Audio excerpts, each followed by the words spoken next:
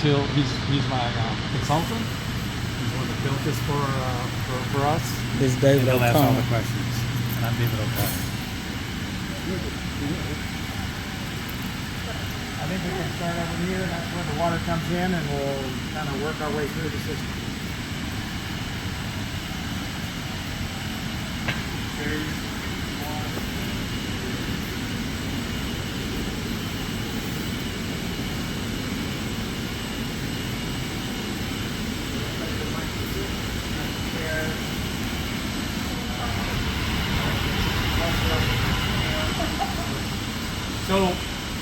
So I'd like to introduce myself. My name's David O'Connor. I work for Meritor. So Meritor is a party that's been working on this site for quite a few years. It's a ROCKWELL site. That responsibility came to us. So I've taken over this project since 2008. And so I'm the one that's been moving this project along. I can answer a lot of questions. What I have here is my consultant, environmental consultant, Jim Peoples. He helped construct this facility for us. He and I have worked on this project. I've worked on it since 2008, and I think Jim's been on it just a little bit longer. So what we'd like to do is take you what Shelby took you through here today, and kind of walk through how this treatment system works. And Jim's going to do that, and hopefully you have some good questions, and we'll be happy to answer any question you have. So, if you will, we'll let Jim begin. Okay, if everybody can move in a little bit closer, I'll make my voice carry as far as I can, but it doesn't carry real well. So, as Shelby described to you in the meeting, there's one well right now that's pumping out there at EW1. We'll be adding 2 more wells in the future. All of the water from those wells will come into this building. The building was designed to be able to handle all 3 of them, but we've been operating it for 2 years with just the first well to test everything, make sure everything works right, and then expand the system. Okay? So the water, right now, the well is basically about 1,500 feet in that direction. We've got piping that comes underground and brings that water to the building. And the water comes up through a pipe through the floor. And if you look at the top pipe there of the 3, that's the water that's coming in right now. That's the water from EW1. Okay? And right now we're pumping at about 45 GPM on that well. And we're measuring the pressure, the temperature. Those are things that are recorded continuously. And then we're also measuring the flow rate from that well. So we know how, at any given time, we can change the flow rate in the well. We can make it go a little bit faster, a little bit slower, and we always can record that rate that the water's coming in. So as far as the treatment system is concerned, that water will come in, come up over this large pipe, and go into our first tank. This is an equalization tank. It's used to kind of take care of any surges in the system. If we have water coming in faster, or if our treatment system is running faster, that'll give a little bit of capacity in the front end so that we can pump that tank down a little bit or let it go up a little bit higher. So it's more or less a surge tank. And the water that comes in, it does have TCE in it. As you know, that's what we're recovering from the ground. But it also has iron and manganese in it. And the iron and manganese is not a problem. It's not a drinking water problem. It's more of a problem for our treatment system, because our treatment system, when you mix iron with air, it turns into kind of a brown slimy material, and it can plug up some of the treatment equipment. So the first step that we take when we bring the water in is we get the iron and the manganese out. And that's what these big blue tanks right behind you here. That's the purpose of these tanks, is to basically remove that iron. There's sand inside the tank, and we add bleach to the water. It's a little bit stronger than the bleach that you use in your laundry, but it's similar to the same product. And that causes the iron to oxidize. And when the iron oxidizes, it forms small particles, and those particles get taken out by this sand. So the first step is to do that. The second bank of filters over there basically does the same thing, but it also has a catalyst in it, so that it completes the job. So the first one takes out most of it. The second one gets essentially all of the iron and manganese out. And again, those aren't drinking water issues. Those are things that just make our treatment system run better. So that's the first part of the process. And then we can move down here to the silver tank, and that's kind of the heart of the system.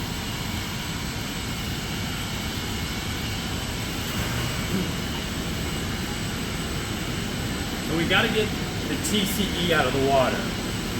So this is what Jim's going to explain, how we get the TCE out of the water into a different form so we can treat it and discharge the clean water. Yeah. So the main contaminant, as Dave was saying, it's trichloroethylene or TCE that's in the water. And this is the process that takes the TCE out. So after the water goes through these pre-filters, we get the iron and the manganese out.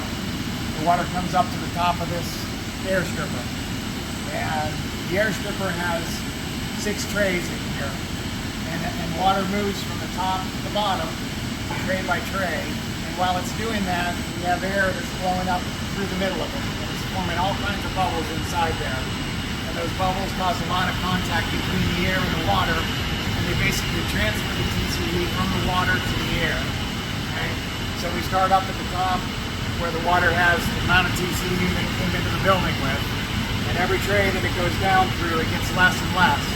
Now right now, the way that it's working, we don't have all the wells online, so by the time it gets down to about here, it's completely clean.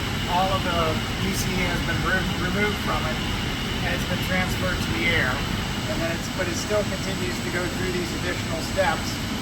And when we have more flow, those steps will be used more. But right now, it's pretty much removed by the time it gets to this point. Now, what we're trying to do here with this process is to take that contaminant from the water and put it into an airstream, because in the airstream we can deal with it a whole lot easier. When it's in the water, it takes a lot more effort to get the contaminant out. If we can get it into the airstream, then we can go right to a carbon filter that'll take it right out, and it'll absorb it into the carbon filter. So that's what our process is designed to do: get it into the air, and then the water that comes down here is completely clean. That goes into a sump at the bottom.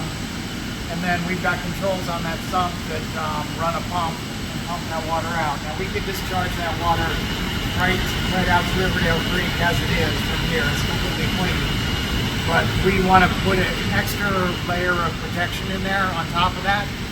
And from that point, we run it through some liquid phase carbon, which, if there were any contaminants in it, would remove those contaminants. But we don't have contaminants. We've tested it many times.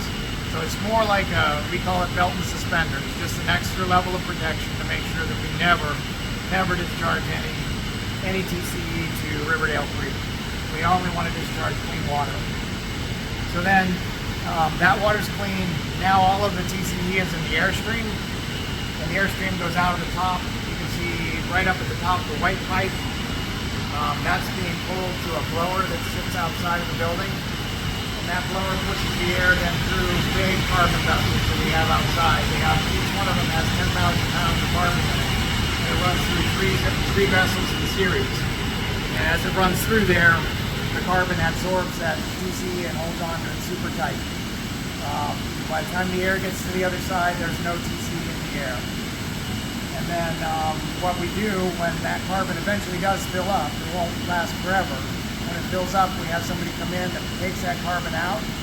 They take it to a facility, it's actually in Arkansas, where they can heat it up to high temperature, destroy the TCE, and actually reactivate that carbon so it can be used again.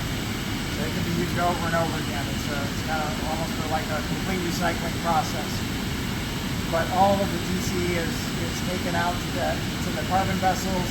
All the carbon TCE on the carbon is then taken to this facility in Arkansas, treated and destroyed. So it's a complete process for destruction of the TCE. And then the clean water, I can take you down to the last tank down here, which is the carbon tank. It's kind of like our belt and suspenders tank. That's down on this tank.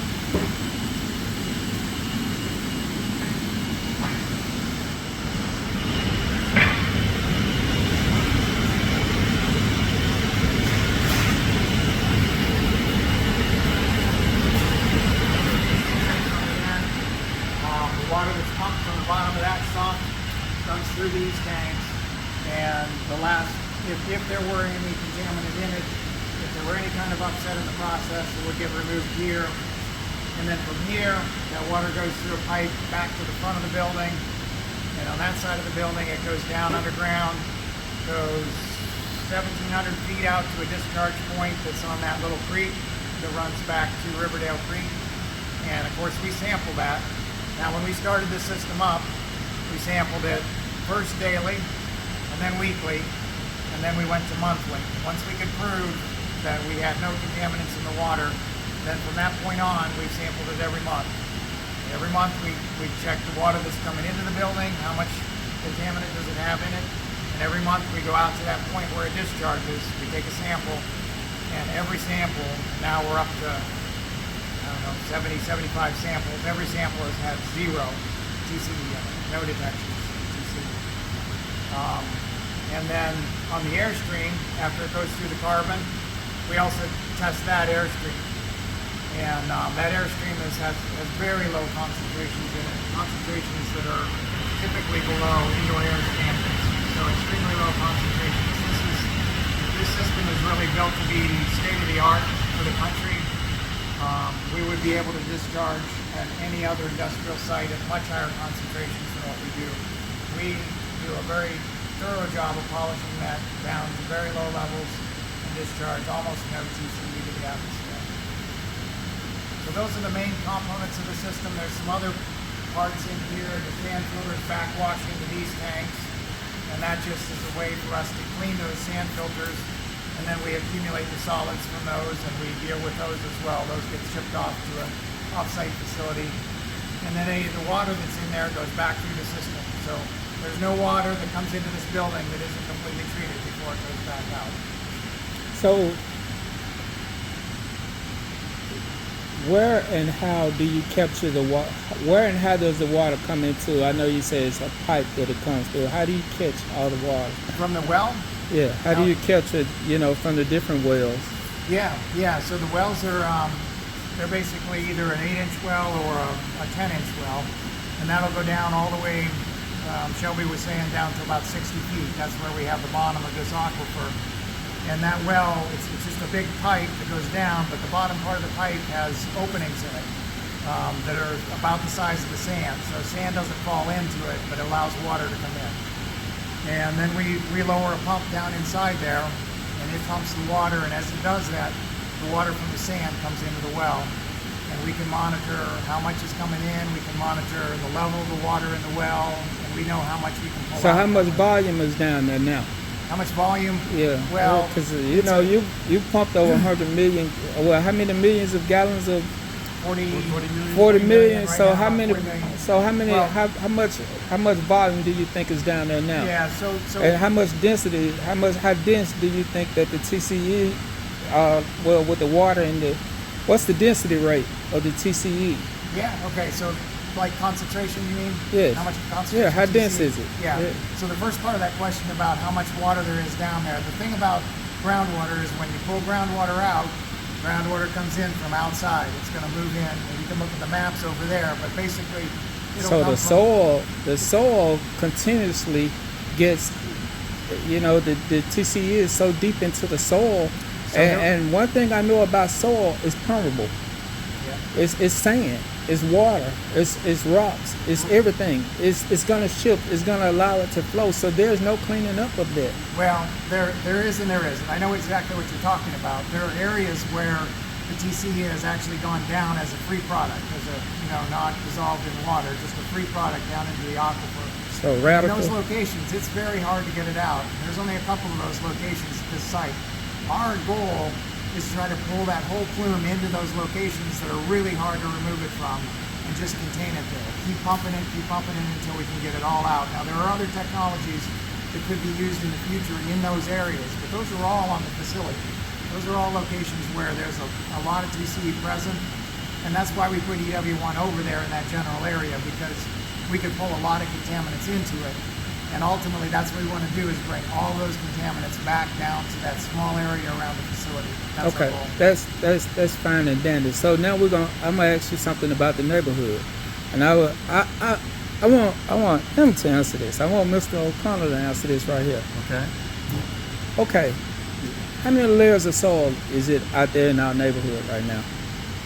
Layers of soil? Yes. How many layers of soil is out there? Are you talking about how does the soil look in that 60-foot area? That I would like to know that as well.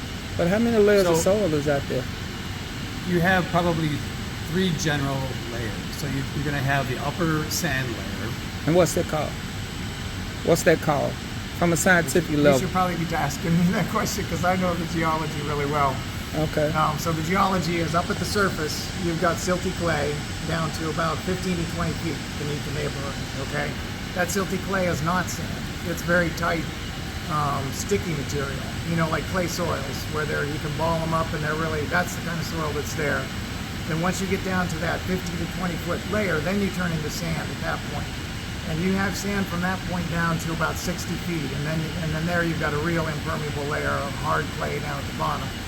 So in that 60 feet, generally speaking, that's all sand, but there's a few places on the site where there's an intermediate clay that's in there that kind of separates it into 2 zones. So a lot of times we'll sample a shallow and a deep zone in there because of that clay that's in between the two. So once clay, is it gets into the clay, there's no coming up out of the clay. Oh, there is. It's hard to come out of the clay. It takes longer. It takes longer. but It's going to take a whole lot longer. So this concludes what I'm saying.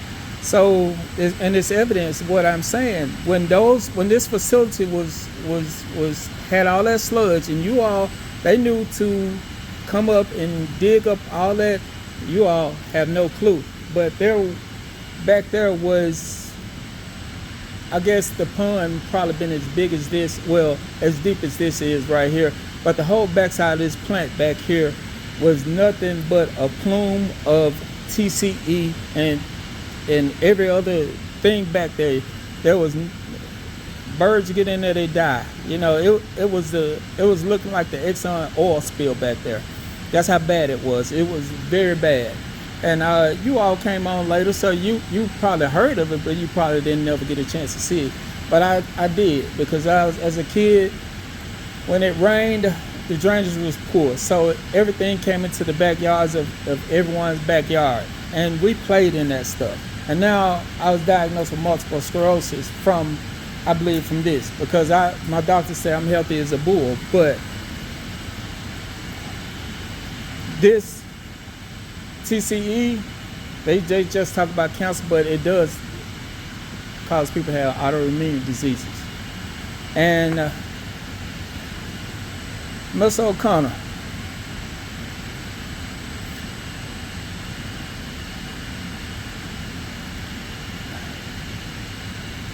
when the water hit the soil back there with contamination, it overflowed into our community, into our neighborhoods over there. And it got into the first layer, the topsoil, the clay, and it got down into there. You know, it's still in the topsoil. It got to be, because as you said, clay is hard to get out of clay. You're so right. in the topsoil, it's got to still be in the topsoil, guys. Right. So There's nothing facetious. We can't cover that up. It's still in the topsoil. So if it were, then you would find it, and Shelby would have found it when she looked for it. That's the problem, is that if it gets in a clay, it's hard to get out. And when you go and sample for it, that's how you determine whether or not it's there. You take the samples and you get the results from that, and that's really all you can do at this point. Okay, Mr. O'Connor said he wanted to answer some questions from me. So I want to ask Mr. O'Connor, you know, you're a brilliant guy. Thank you. But do y'all have any questions for them? I don't know what to answer. Okay.